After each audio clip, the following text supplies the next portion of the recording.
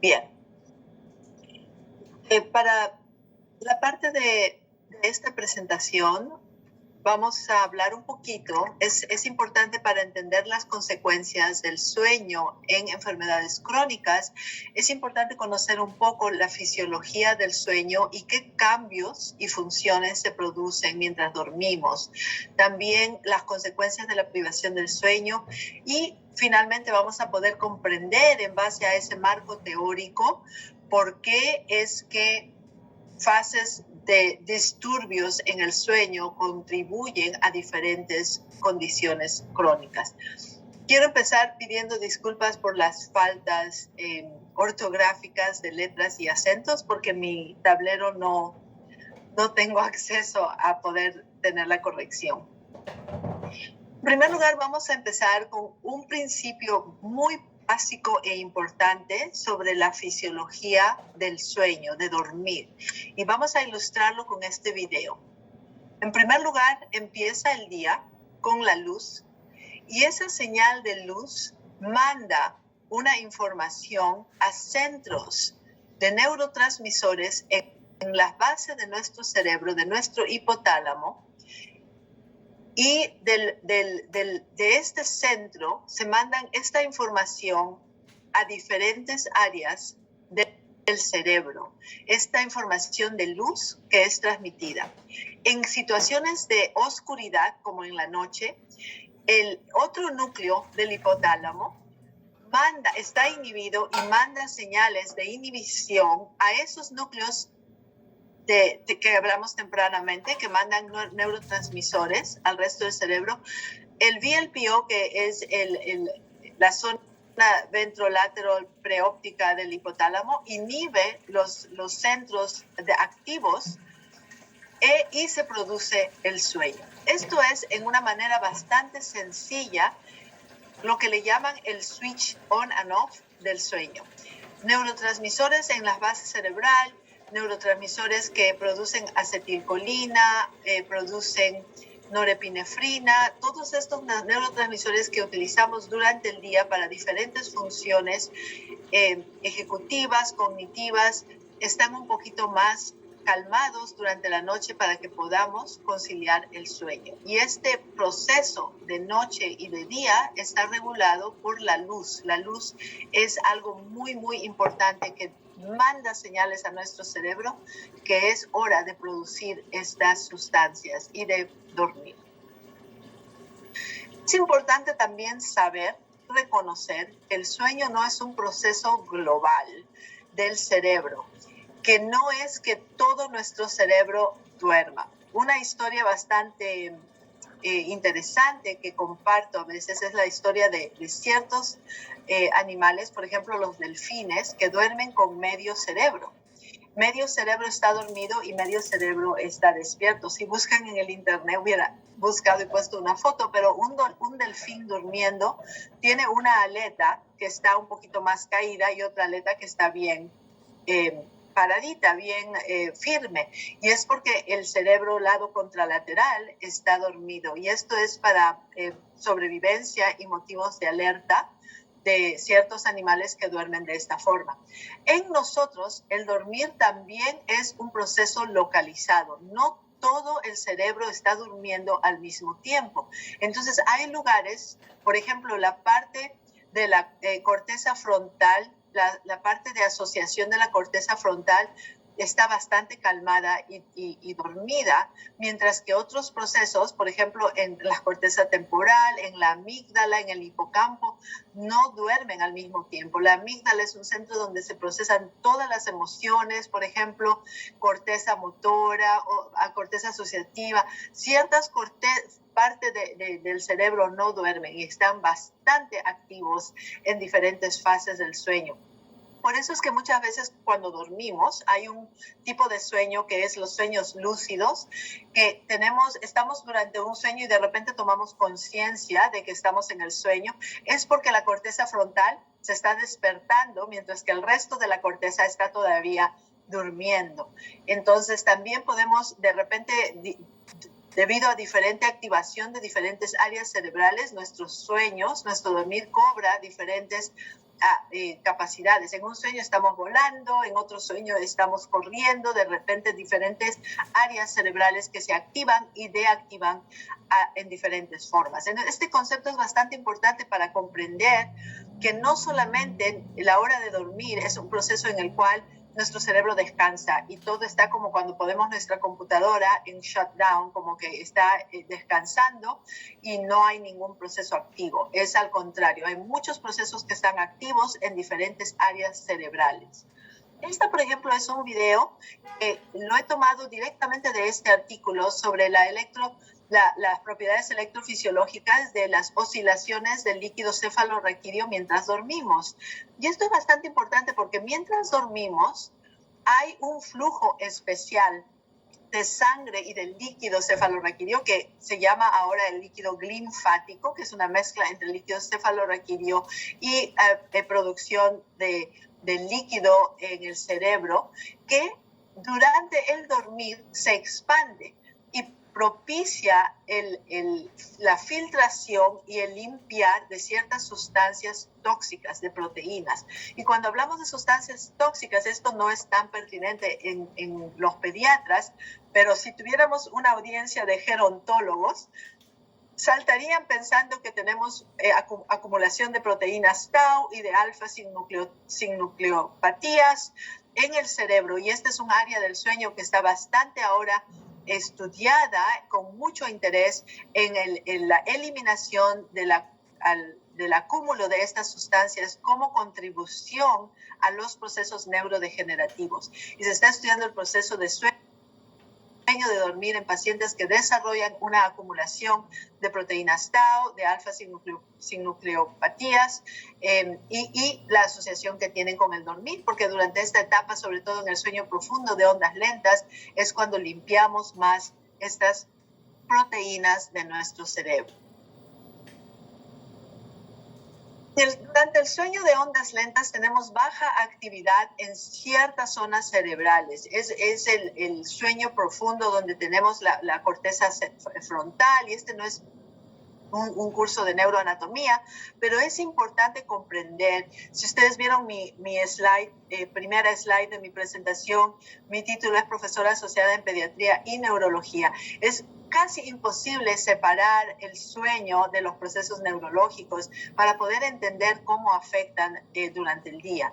Entonces, debemos saber que durante el sueño de ondas lentas, pues nuestra corteza frontal está bastante poca actividad. Se han hecho estudios sobre flujo cerebral regional durante diferentes fases del sueño. Y estos estudios de flujo de sangre regional nos ayudan para comparar entre personas que no tienen trastornos del sueño con personas que tienen trastornos del sueño. De esta forma nos hemos dado cuenta que niños que roncan, niños que tienen apnea obstructiva, tienen deficiencias de flujo cerebral en ciertas zonas corticales que pueden contribuir a explicar por qué estos niños no solamente tienen somnolencia diurna, pero también tienen procesos cognitivos que están comprometidos. Entonces, estos estudios como base científica podemos utilizarlos y extrapolarlos a la práctica clínica y darnos cuenta que si un niño tiene problemas de hipoxia crónica y apnea obstructiva durante el sueño, podemos ver qué cambios están ocurriendo en el cerebro y qué funciones van a ser alteradas. Durante el sueño REM, si ven toda esta parte central, de la parte del tronco encefálico, está bastante activo, bastante activación durante toda esa parte del tronco encefálico, ahí donde se generan también quizás los sueños. Tenemos mucha evidencia de que el procesamiento de emociones ocurre durante la fase del sueño REM, y voy a demostrar en otra slide que tengo más adelante. Entonces, estas áreas del cerebro están bastante activas, trabajando, consolidando conocimientos, sobre todo conocimientos de procedimientos, cosas que aprendemos a manejar un auto y luego nos dormimos, al día siguiente lo podemos realizar con más facilidad que si no hubiéramos dormido. Y cuando nos despertamos, nuestra corteza frontal se despierta y tomamos conocimientos de quiénes somos, dónde estamos y qué hora es. Este es un resumen de lo que les he mostrado sobre algunas de las partes bajas de flujo sanguíneo y de las partes altas durante fase del sueño REM. Es solamente un resumen, pero vemos que en estas partes, por ejemplo, el tálamo, la corteza cingulare, el hipocampo, importantísimos en memoria, y la amígdala, importantísimos en regulación de emociones. Parte de estos flujos sanguíneos que nos muestran actividad más predominante en estas zonas, tenemos cambios hormonales que están bastante ligados al sueño. Si vemos en este cuadro, por ejemplo, les ubico a cómo analizamos este cuadro. La línea azul que está por debajo de cada una de estas hormonas, de estos niveles hormonales, muestra el periodo del sueño normal.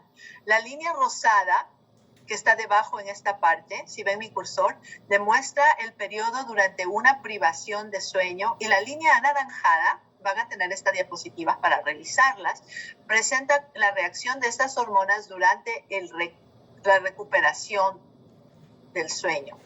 Veamos, por ejemplo, los niveles en el plasma de la hormona del crecimiento. La hormona del crecimiento ocurre durante la fase de ondas lentas y hay un pico. Este pico que ocurre de hormona de crecimiento se ve atenuado en fases de privación de sueño, y hay una recuperación grande durante la noche que recuperamos para el sueño. Los niveles de cortisol empiezan a subir a partir de la medianoche y son máximos en la mañana porque necesitamos empezar con esa energía, y están bastante ligados a un proceso circadiano, no dependen tanto del sueño, pero vemos que durante quizás una privación de sueño se demore un poquito en producir.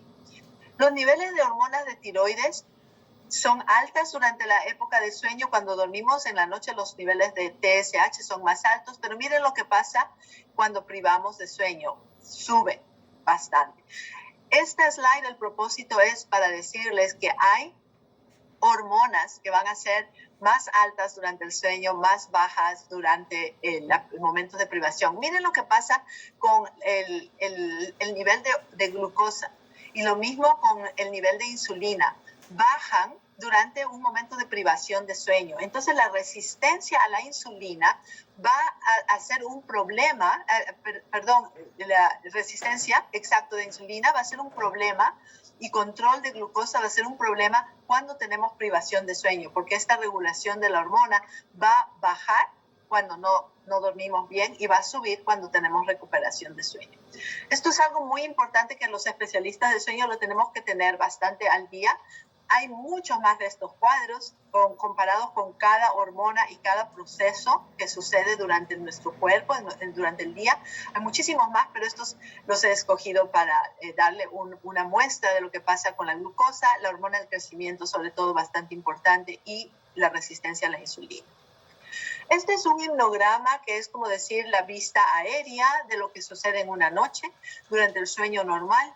Tenemos ciclos, que son ciclos ultradianos, no circadianos, pero ultradianos, de 90 minutos que se repiten a lo largo de la noche, como 4 o 5 periodos de estos ciclos, y que se repiten las fases del sueño, el sueño no REM, la fase 1, 2 y 3, que la fase 3 es el sueño profundo de ondas lentas, y la fase REM, esta es la fase no REM, y la fase REM, que son de movimientos rápidos de los ojos, que también se repite más o menos un ciclo de cada 90 minutos. En bebés, este ciclo es de cada 60 minutos. En los bebés hay un ciclo bastante alternado.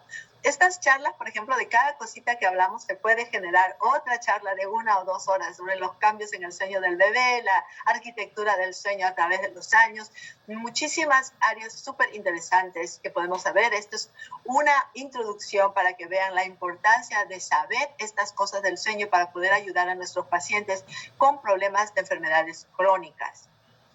También un resumen breve de las horas requeridas por edad. Vemos que por lo general desde bebé hay un declive en el requerimiento total de horas para dormir, y que a partir de más o menos la etapa de preescolar de 3 a 5 años se dejan un poquito ya de tomar siestas, pero en esta hora el horario total incluye el horario de de dormir nocturno y el horario de las siestas durante el día.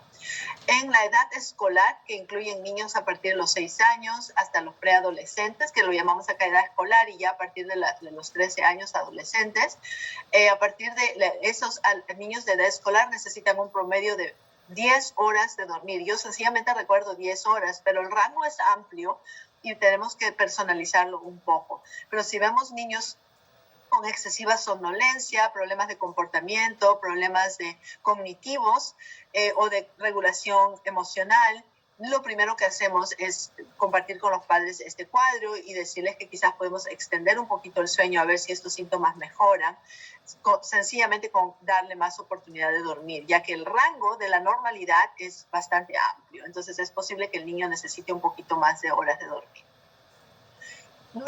A medida que envejecemos, cambia la arquitectura del sueño. Vemos acá, por ejemplo, la fase N1, N2, el sueño de ondas lentas, es el que más dramáticamente baja con la adolescencia.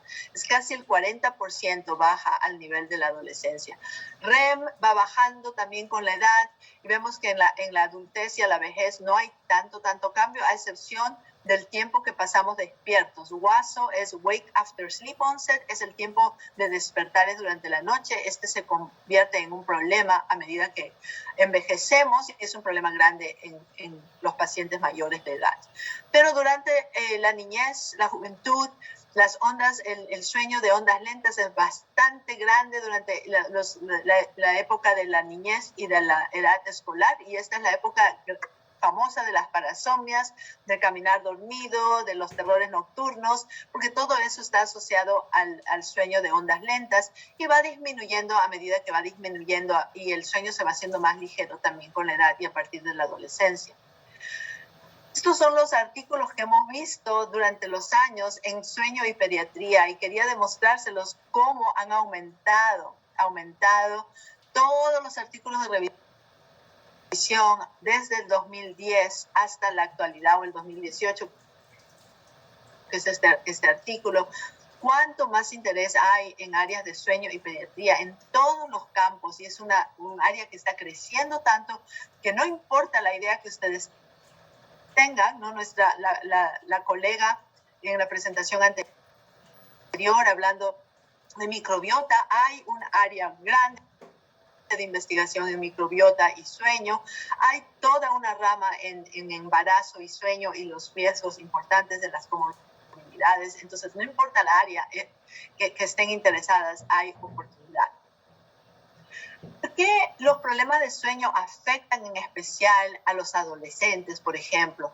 Tenemos la contribución de las escuelas, de las actividades extracurriculares y la tecnología. En esta edad, los adolescentes pues empiezan con más actividades, empiezan a salir solos, a tener amigos, a querer ir a fiestas, o quizás también a aprender nuevas cosas. Tengo pacientes que se tienen que levantar a las 5 de la mañana para ensayos de coro, para ir a nadar, a equipos de competencia. Entonces, los adolescentes son una población bastante vulnerable porque empiezan a tener estas actividades extracurriculares y también ya empiezan a relacionarse más con la tecnología. Entonces, tenemos que tener en cuenta todos estos factores que hablamos, la necesidad del tiempo, del sueño, de la microarquitectura del sueño, de los cambios, para poder, y esto es lo que está en el círculo central, la necesidad de tener esta cantidad de sueño para el comportamiento, la fisiología, y ver la flecha inferior, los resultados, ¿no? Regulación emocional, habilidad intelectual, comportamientos, motivación, aprendizaje y memoria.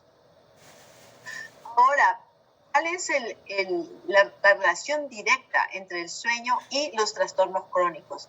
Aquí, como este es un tema de introducción, vamos a hablar de una slide solamente para picarles la curiosidad de investigar más sobre cada uno de estos temas. Obesidad. Directamente, la falta de sueño, habíamos hablado de los cambios hormonales. La privación de sueño, por ejemplo, causa que la hormona leptina baje de producción. La hormona leptina manda señales al cerebro de que ya estamos saciados, de que no hay necesidad de comer más, es producida en las células de grasa del organismo y nos dice ya no comas más. Esta hormona está baja cuando no dormimos lo suficiente. ¿Y qué pasa con la grelina, que está producida por el estómago y nos dice que tenemos más hambre? Esta hormona sube con la privación de sueño. Entonces, aquellos niños que se quedan hasta las 12, 1, 2 de la mañana y no solo los niños, sino nosotros también. ¿Qué nos pasa cuando nos quedamos trabajando hasta las 2, 3 de la mañana? Nos damos cuenta que empezamos a tener hambre. ¿Por qué tenemos hambre si hemos comido y cuando estamos durmiendo no nos despertamos con hambre en la medianoche? Tenemos hambre porque esta regulación hormonal no ha sucedido. Entonces, la falta de sueño predispone a obesidad por estas señales de hambre.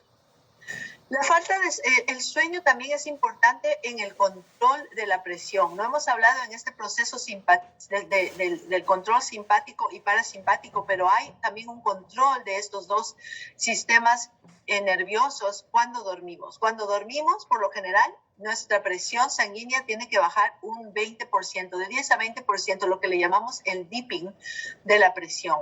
Y es por la prevalencia del sistema parasimpatético durante las primeras fases del sueño.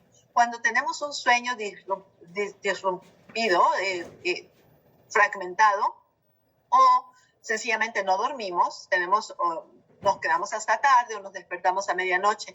Estos sistemas no tienen el tiempo suficiente para regularse y tenemos una prevalencia del sistema simpatético, lo cual nos causa nuestra presión de ser un poquito alta.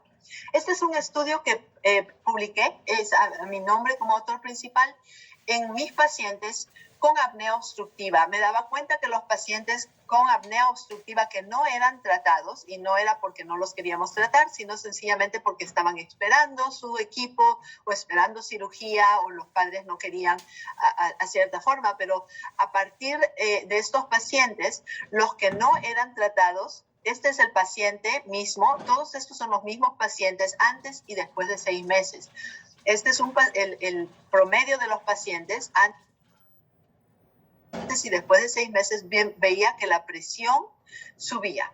La presión subía cuando no eran tratados en 6 meses. Pero aquellos que los tratábamos con presión positiva aérea, bajaba.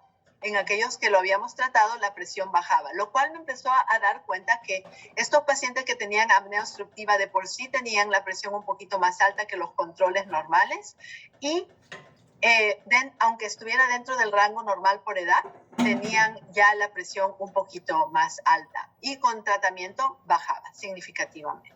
Entonces, muy importante para el control de la presión, control cardiovascular. Los niños que tienen epilepsia, no sé cuál es el porcentaje de sus prácticas. En el hospital donde tenemos es un porcentaje bastante alto, los niños que tienen epilepsia. La privación del sueño, sea algún neurólogo en la audiencia, el sueño en sí es un riesgo para cierto tipo de epilepsia. Durante dormimos, el electroencefalograma se vuelve más sincronizado y es un riesgo más alto de que estos procesos ocurran. Pero cuando hay privación de sueño, ustedes como pediatras se acuerdan que ordenamos un electroencefalograma ¿cómo? Con privación de sueño para que estas ondas epileptogénicas aparezcan. La privación del sueño es un requisito en muchas de nuestras órdenes para ordenar los electroencefalogramas. Esto de por sí nos demuestra que la privación del sueño de por sí va a ser un factor importante de bajar ese umbral de riesgo para desarrollar una epilepsia. No desarrollarla, sino paciente a riesgo, paciente con epilepsia, tener una seizure, una epilepsia en este momento. Entonces, tenemos que también tener el rol tanto de los desórdenes de sueño, no solamente no dormir lo suficiente, pero también los trastornos del sueño, la apnea obstructiva como factor de disrupción del sueño y las medicinas que también pueden causar ya sea fragmentación del sueño o efectos secundarios como somnolencia diurna. Entonces, la falta de sueño baja el umbral para tener una epilepsia y fragmenta el sueño, da una epilepsia y este es un círculo vicioso que se complica con excesiva somnolencia, efectos secundarios en el aprendizaje y en el comportamiento y reducción en la calidad de vida, no tanto del paciente solamente, sino también de sus padres y de quienes los cuidan. Este para mí es un Un área bastante sensible, porque yo, por ejemplo, me dedico mucho a los trastornos de movimiento, no tanto a los trastornos respiratorios, aunque veo todo tipo de pacientes, pero yo en mi práctica les comparto que los pacientes que son jóvenes, en edad escolar, menores de 10 años, veo que tienen unos diagnósticos un poquito más definidos, ¿no? Ya sea síndrome de piernas inquietas o ya sea un o dos diagnósticos. Y cuando los veo a la adolescencia, los adolescentes vienen con muchas complicaciones y comorbilidades. Entonces, a veces es un tema sensible porque son enfermedades preventivas, son procesos que podemos diagnosticarlos, tratarlos y prevenir que un niño, por ejemplo, con apnea obstructiva, síndrome de piernas inquietas, continúe años entre la adolescencia y se complique con trastornos de ansiedad, trastornos de depresión, trastornos de alimentación. Entonces, en esta revisión sistemática de la literatura vemos la asociación, y acá hay una, ¿por qué? Me dirán, ¿por qué, doctora, hay una asociación negativa? Hay una asociación negativa porque cuanto peor es el sueño, mayor es el riesgo. Entonces, no es una asociación directa positiva de que cuanto mejor es el sueño, mayor es el riesgo, sino es opuesta. Por eso la asociación es negativa. Entonces, cuanto peor es el sueño, mayor es el riesgo de ¿qué? Vemos aquí, de depresión, de ansiedad, de pánico, de trastornos de pánico, de estrés postraumático, de trastornos de alimentación, y también hay más asociación con problemas del trastorno del espectro autista, de estos otros diagnósticos del neurodesarrollo. Entonces, aquí lo dividen entre el sueño REM y el sueño no REM para ver cuál de estos dos está más asociado. Es casi difícil hacer una asociación directa, pero podemos hacer en general que la continuidad del sueño, o sea, la falta de fragmentación, el dormir derecho de 10 a 7 de la mañana, la continuidad del sueño es la que estuvo más asociada de una forma que en realidad ya sea el sueño REM o la profundidad del sueño. ¿Por qué la salud mental está tan asociada con problemas de sueño? Este es un estudio que a mí me fascinó. Y tomaron a unos participantes y los expusieron a una situación adversa. No fue una situación tan dramática, pero fue como decirles, mostrarles una imagen de algo que no fue placentero y evaluaron cuál fue la reacción. Cuando te muestran una imagen que no es placentera la primera vez, tienes una reacción un poquito fuerte. Pero cuando te la muestran la segunda vez, ya tu reacción no es la misma. Lo que hicieron en este estudio es mostraron estas imágenes antes de dormir y luego pusieron a dos grupos. A uno los dejaron dormir tranquilos y al otro los interrumpieron durante el sueño REM, los despertaron. Mostraron luego la imagen a los dos grupos y las personas que habían dormido bien durante la noche ya la he visto, ya la he procesado, no me afecta. Pero los que no durmieron bien, que tuvieron el sueño REM fragmentado, reaccionaron igual la primera vez que como se lo hubieran presentado recién. Entonces, esto tiene implicaciones enormes para el estudio del síndrome de estrés postraumático y para el estudio de cómo reaccionamos cuando tenemos el sueño fragmentado. Y quizás para nosotros como médicos, que sabemos lo que es estar de guardia toda la noche, de hacer los sacrificios que hacemos para estar despiertos en la noche y tenemos familia y todas las cosas que nos privamos del sueño, sabemos quizás mejor que muchas personas cómo nos sentimos y qué corto nuestro temperamento se vuelve y cómo reaccionamos tan rápido a situaciones, ya sea con enojo o con llanto o con emoción, a situaciones que de otra forma si estuviéramos bien descansados no nos afectaría de la misma manera. Pero imagínense en niños. Esta slide es importante. Habíamos hablado antes con la doctora Romero sobre el interés en la diabetes, por ejemplo, de tipo 2 y cómo es posible que la relación del sueño con la diabetes. Y esta slide sumariza un poquito lo que se ha encontrado, no solamente tanto como la privación del sueño y la inhibición de leptina, que habíamos hablado, que la leptina es baja, y también el aumento de la actividad neurológica del sistema simpatético, también el incremento en cortisol, la inhibición de la insulina con más resistencia a la insulina. Todo eso produce en que haya más riesgo de obesidad más riesgo y que contribuya encima a la epigenética, ¿no? Tenemos una predisposición genética a desarrollar diabetes, y sobre esa predisposición genética, la epigenética de la contribución del ambiente, de contribución hormonal, contribución sobre el sueño. Entonces, acá también está la referencia de la revisión sistemática que utilicé para esta slide, el sueño inadecuado como un contribuyente a diabetes tipo 2 en niños y adolescentes, ¿no? Entonces, tenemos las pruebas y las evidencias científicas.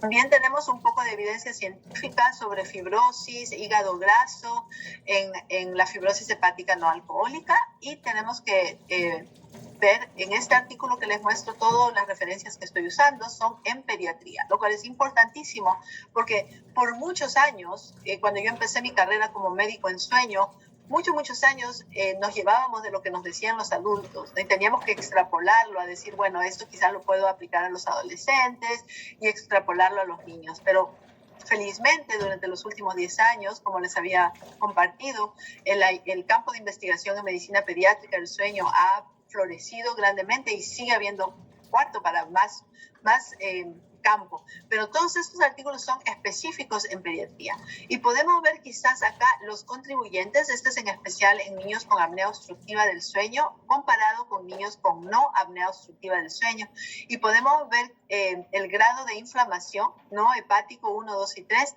y la relación quizás con la apnea obstructiva y la hipoxia, que podemos ver que es lo más importante en este caso. Este es un cuadro que nos habla sobre la importancia de la hipoxia en los niveles de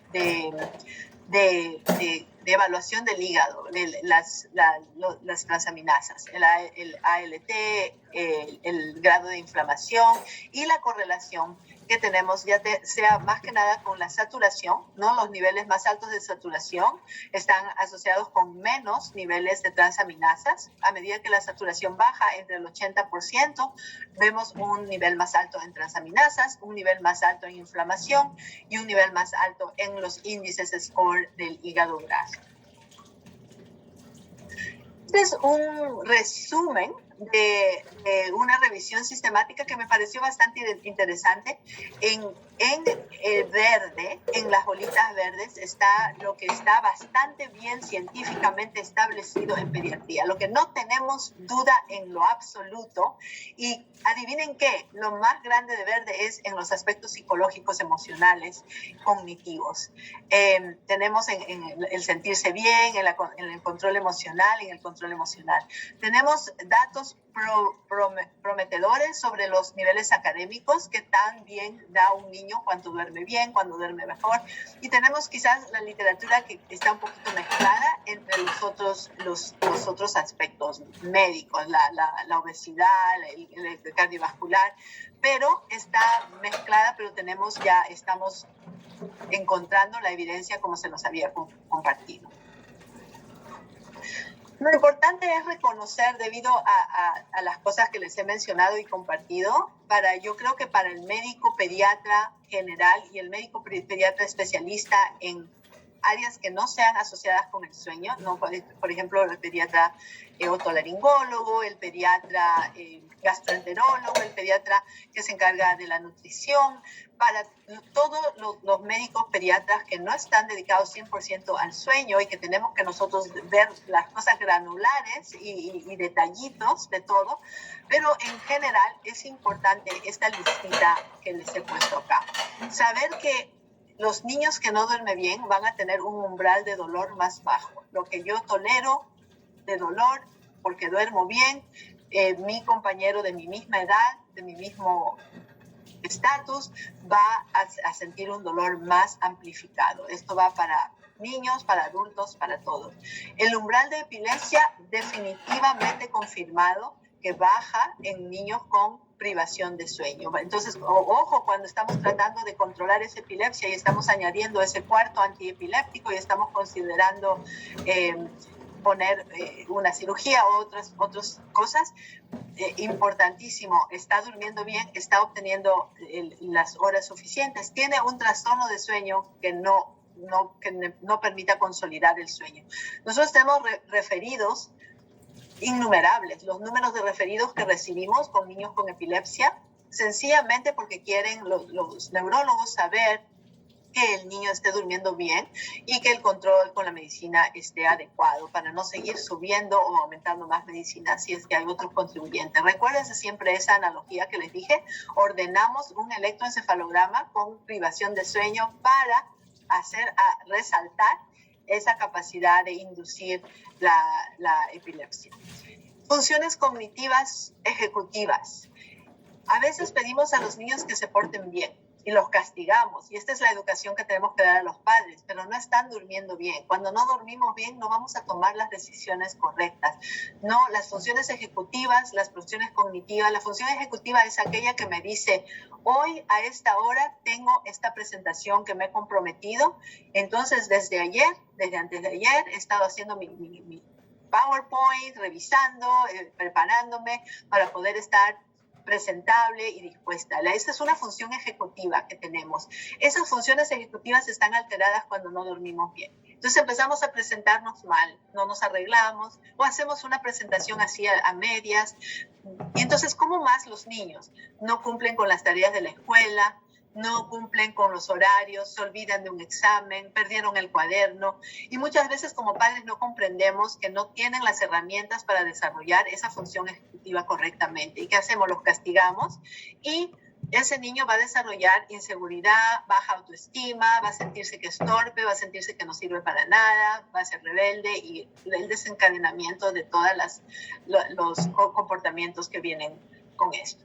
Regulación hormonal. La regulación hormonal, queremos niños que crezcan al mayor potencial, no queremos niños que se queden muy bajitos cuando tienen la potencialidad de crecer y esa hormona del crecimiento va a ocurrir mientras duermen. ¿Se acuerdan que como pediatras decían, uy, este bebé durmió y en que durmió ya lo vi más grande? Yo creo que ese era un dicho un poquito exagerado, pero es verdad.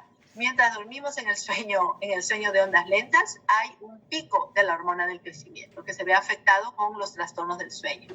La regulación de los sistemas simpatético, parasimpatético, ayuda en mucho también para la presión, el ritmo cardíaco, pero también en niños con síndrome de trastorno de déficit de atención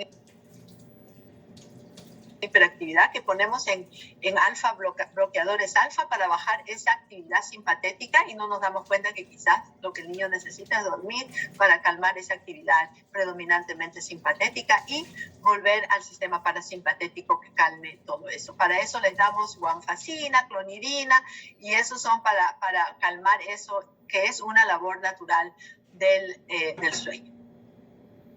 Metabolismo en insomnio está bastante elevado, en privación de sueño bastante elevado, baja la normalidad, en crecimiento y limpieza de productos de desecho, porque los niños de hoy van a ser los ancianos del mañana y queremos prevenir enfermedades neurodegenerativas con acumulación de estas toxinas. En el cerebro, sé que es bastante información, pero espero que el mensaje esté claro. El sueño es importante para el crecimiento y el desarrollo. La función del sueño es global, afecta a todos los aspectos de nuestra vida, pero la acción del sueño es local, diversificada y regulada por sistemas neurotransmisores bastante específicos y específicos para las funciones. La privación del sueño tiene consecuencias de magnitudes generalizadas.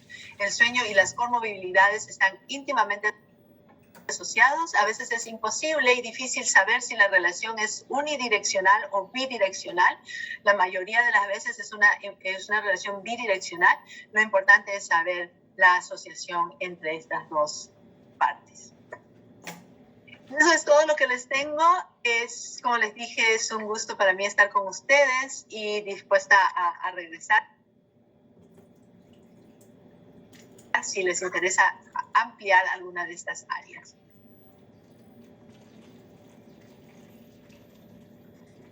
Muchas gracias, doctora Lourdes. Sí,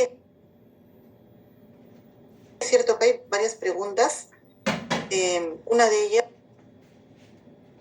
por ejemplo, es acerca de la relación que hay actualmente acerca de el uso de tanta tecnología, computadoras en los niños en edad escolar y también en los adolescentes, y si eso también trae trastornos en el sueño con el uso tan constante que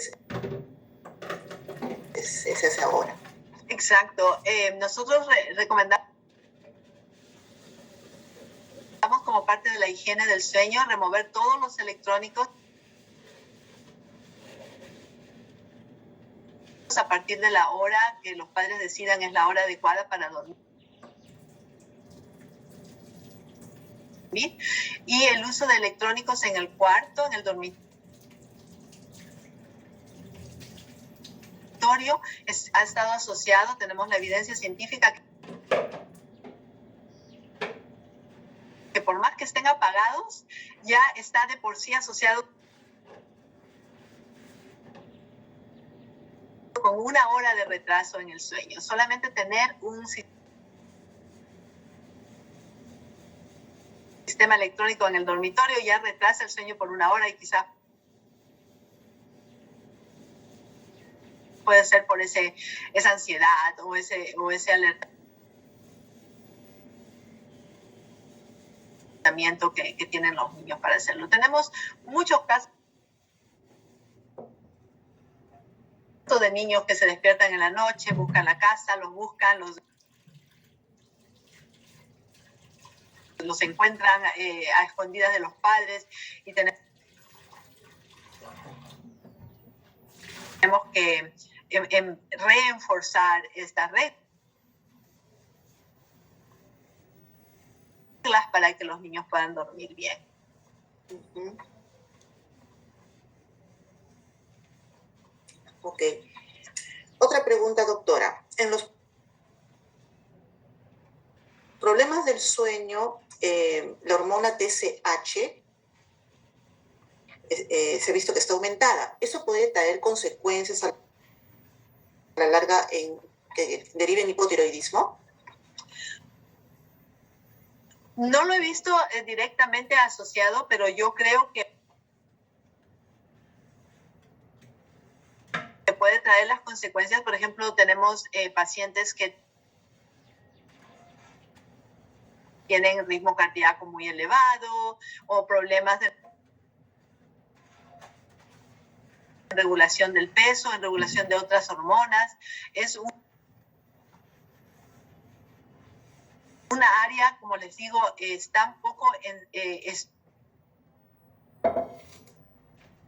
estudiadas, en particular en niños, pero es importante siempre quizás tener esa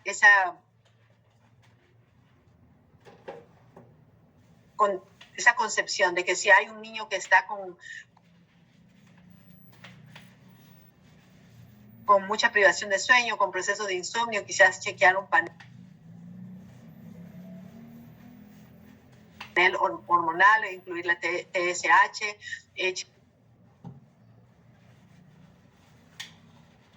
chequear porque tanto un nivel alto como un nivel bajo pueden afectar el sueño y regularlo al mismo tiempo que hacemos la intervención para mejorar el sueño.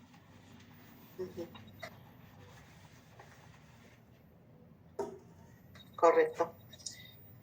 ¿Son buenos los somníferos en casos de privación del sueño? Los estudios han demostrado que son buenos en corto plazo, pero que lo que funciona a más largo plazo y con mayor beneficio es la terapia cognitiva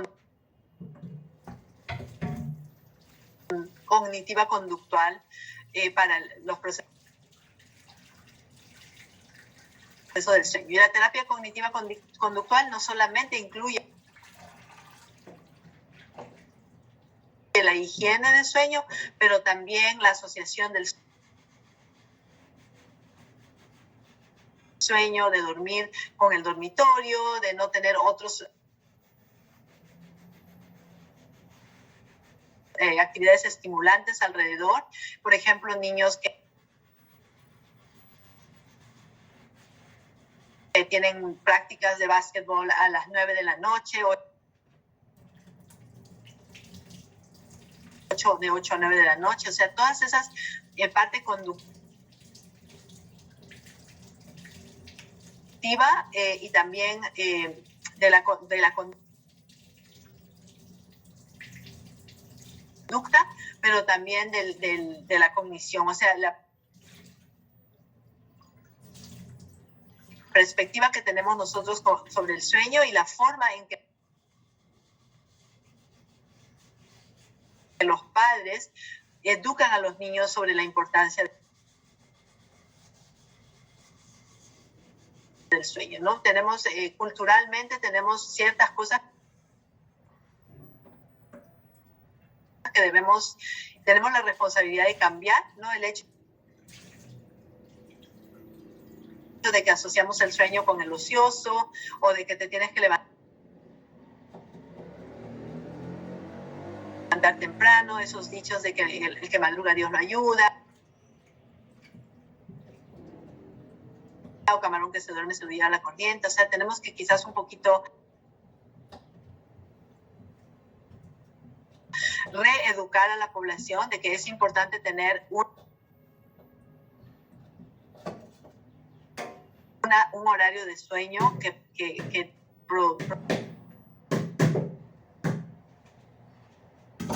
produzca el descanso necesario.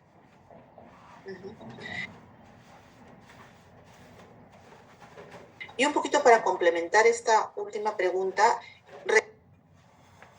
recuperar el sueño durante el día, o sea, tal vez usar siestas, evita tal vez todos los impactos negativos. No se recupera por completo. En ciertas personas como en nosotros que tenemos guardias o que trabajamos de noche o que necesitamos, es una herramienta bastante importante, ¿no? Por ejemplo, enfermeras, médicos que trabajan el turno de noche, de 11 de la noche a 7 de la mañana. A veces es recomendable que tomen una siesta en la noche de 7 de la noche a 10 para que tengan esa energía durante el día.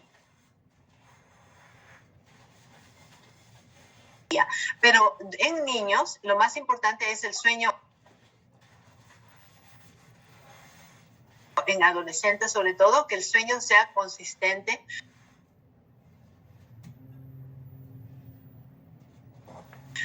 durante la noche, porque hay dos funciones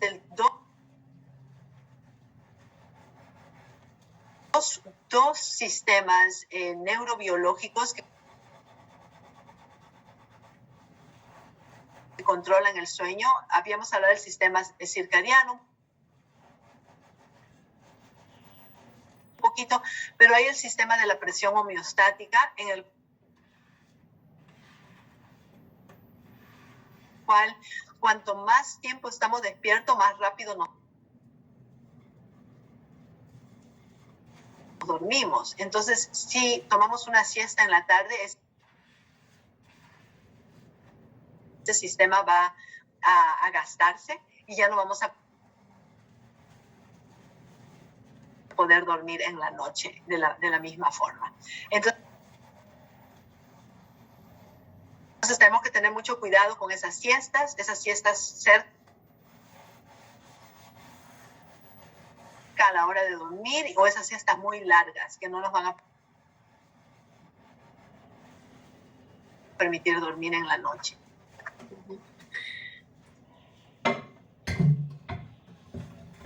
Okay. La actividad física, que es parte importante para mantener buen peso, ¿cuánto tiempo antes de dormir debe realizarse para no ocasionar problemas de sueño? Excelente pregunta. Yo recomendaría por lo menos 2 horas, por lo menos. porque debe dar un tiempo para relajar toda esa hiperactividad.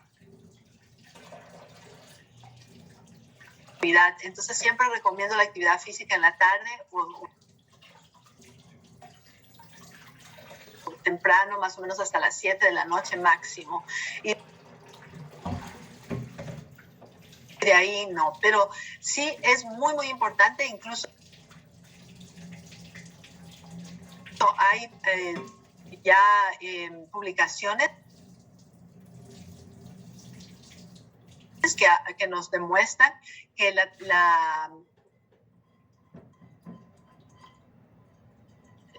actividad es importante incluso para casos de insomnio. Es como un tratamiento para el insomnio. Cuanto más actividad durante el día, más rápido vamos a dormir en la noche.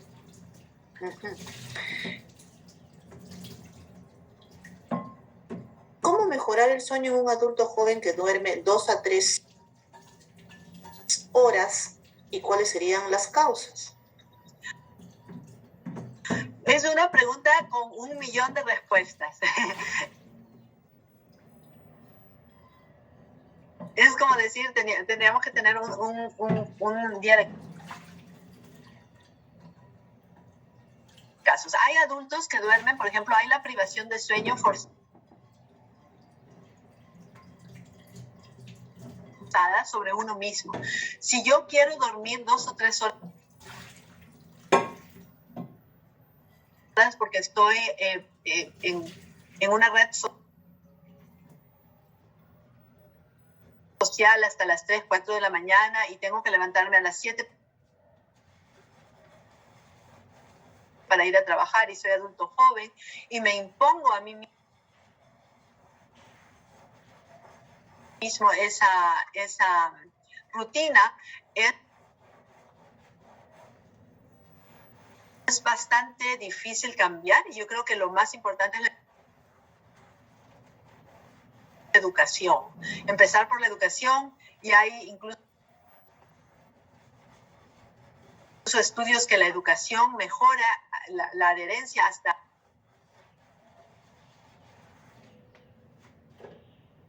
a la presión de la vía aérea.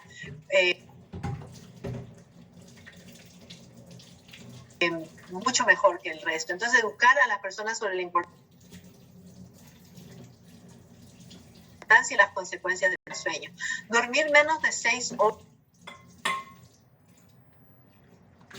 horas con consecuencias de somnolencia está asociado con un aumento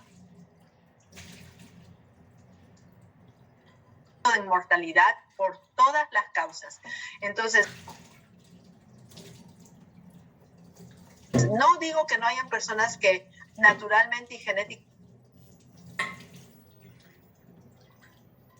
duerman 6 horas, pero digo las personas que durmiendo 6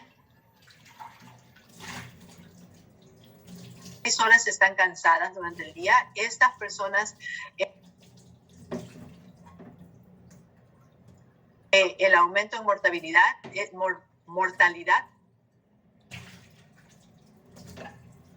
es evidente y es comprobado. Entonces,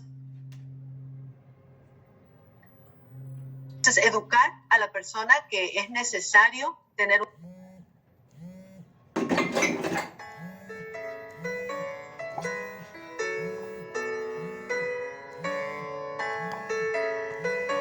un sueño en adultos por lo menos de 7 horas para un funcionamiento.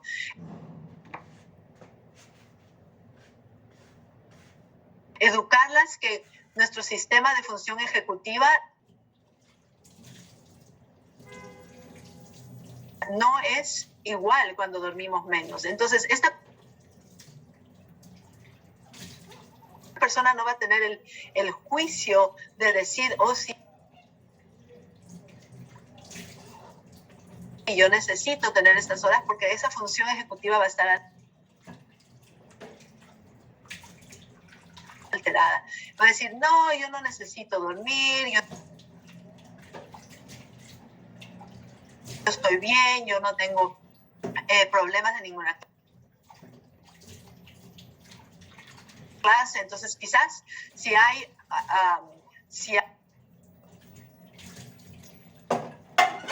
opción de llevarlo a una prueba de vigilancia, una prueba de conducción, hay unas pruebas especiales de vigilancia que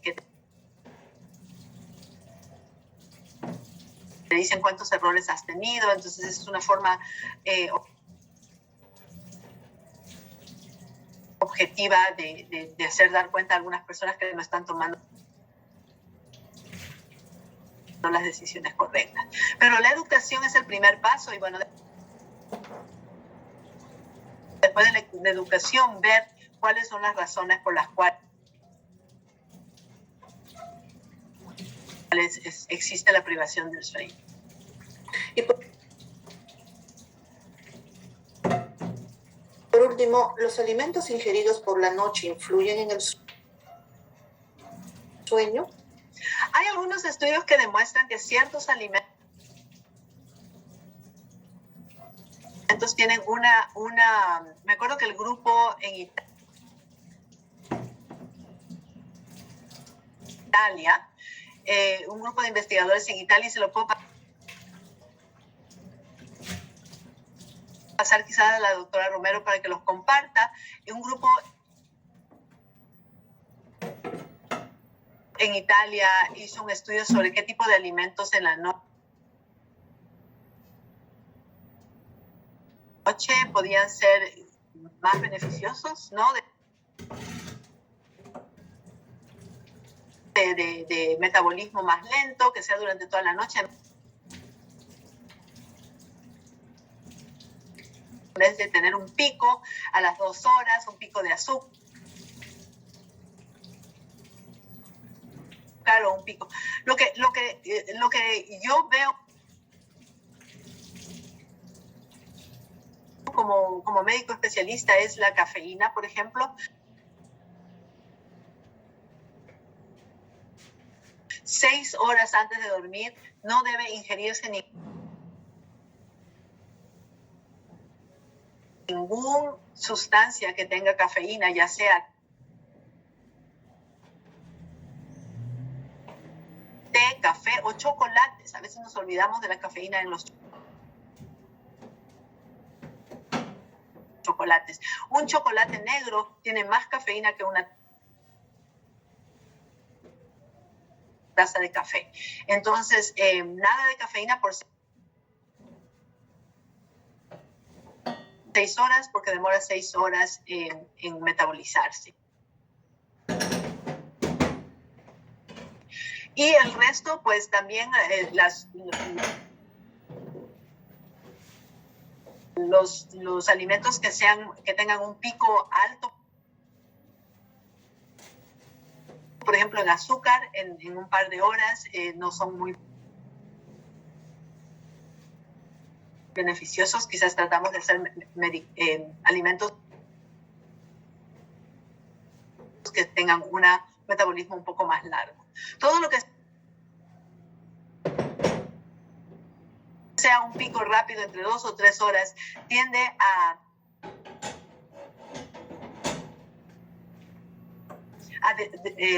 comprometer la continuidad del sueño. A esto le incluyo el alcohol, no las bebidas alcohólicas se metabolizan